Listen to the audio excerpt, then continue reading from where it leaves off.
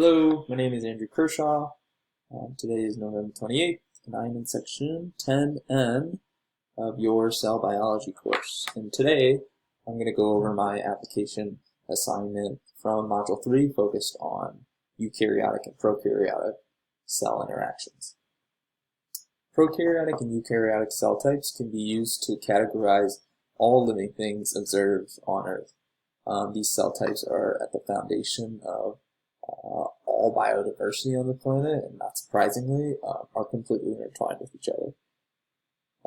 The interactions between these cell types drive a number of natural processes all over the world and facilitate life in those processes.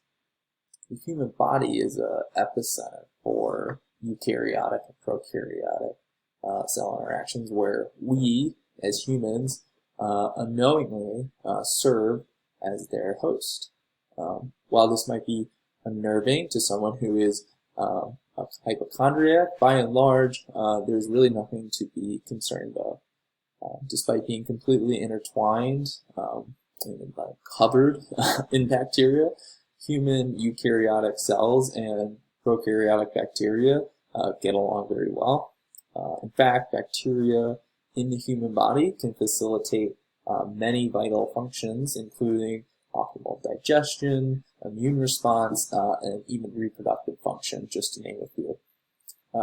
However, given the magnitude of diversity in these different cell types and just the sheer number of interactions that are taking place every second, it's not surprising that some of these interactions don't go so well and are not very beneficial to the human body. One such negative interaction occurs in the human mouth and is the cause for various types of different periodontal diseases threatening our oral hygiene. So if we flip to my drawing, I'll start talking about what I chose. So a variety of different bacterial pathogens inhabiting the microscopic spaces between the gum line and the tooth are responsible for these periodontal diseases. So Prophymonas gingivalis is an example of an anaerobic gram-negative bacterium found in your mouth with numerous different virulence factors that can actually lead to tooth decay or even atherosclerosis should it get into your bloodstream and colonize elsewhere within your body. So P. gingivalis really resides in an oral biofilm, so that's dental plaque, in a wedge that accumulates in the area where the gum adheres to the tooth. This is a space called the subgingival sulcus, and I have that illustrated here. So this is the gingival sulcus, and then here is the biofilm in section A here that accumulates. So that's that dental plaque that accumulates between your tooth and your gum if you don't floss or you don't brush. And this is where this bacteria, this P. gingivalis, loves to live. So the biofilm is really key to this bacteria's survival and its virulence effect. It provides the nutrients in the form of amino acids as well as an anaerobic environment deep down in here within the subgingival sulcus pocket where the bacteria can really thrive.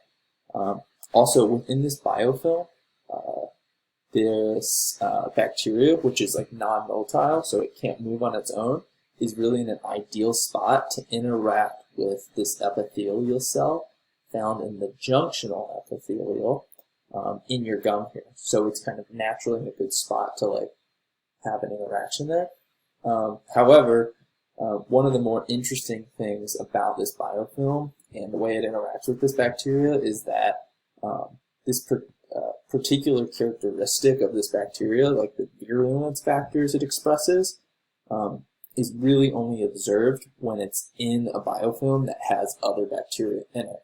And so there was a study done where they basically tested this bacteria's ability to cause gingivitis and other oral diseases in the absence of other bacteria, so like a germ-free mouse, and it wasn't able to do it. So this bacteria's ability to cause infection and disease is almost like an emergent property as a result of its interactions with other bacteria within this biofilm. So in its role in periodontal disease, the P. gingivalis bacteria primarily interacts with these junctional epithelial cells that I have illustrated here in cell B. That's our eukaryotic cell. In these gingival junctional epithelial cells are comprised of non-keratinized stratified Swanich cells, which are unique in that their top layer is actually alive as opposed to like dead, as like other epithelial cells tend to have, like on our skin. And it secretes a mucus which keeps the surface of your gums moist.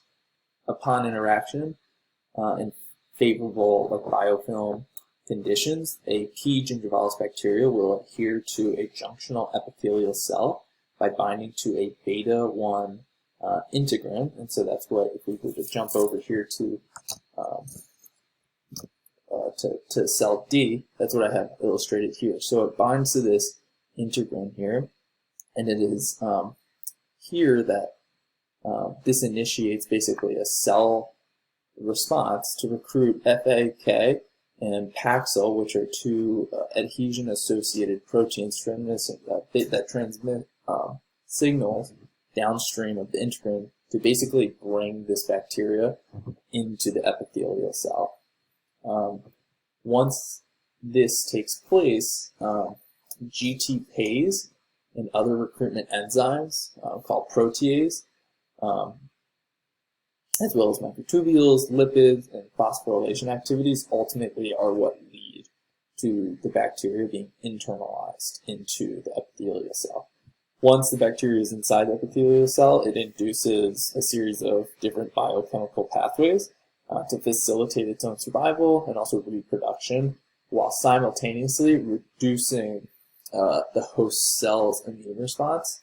So it actually, through those proteases, which are actually called gigipans, it's a hard word, they actually reduce the amount of like cytokinase that the epithelial cell can produce. And so the immune response goes down, while at the same time the bacteria promotes inflammation markers, and it's a kind of this kind of reduction of the immune response and the increase of the inflammation markers that ultimately lead to chronic inflammation and if left untreated, tooth decay and potentially tooth loss. So that was my overview of the application bacteria and basically the interaction I chose.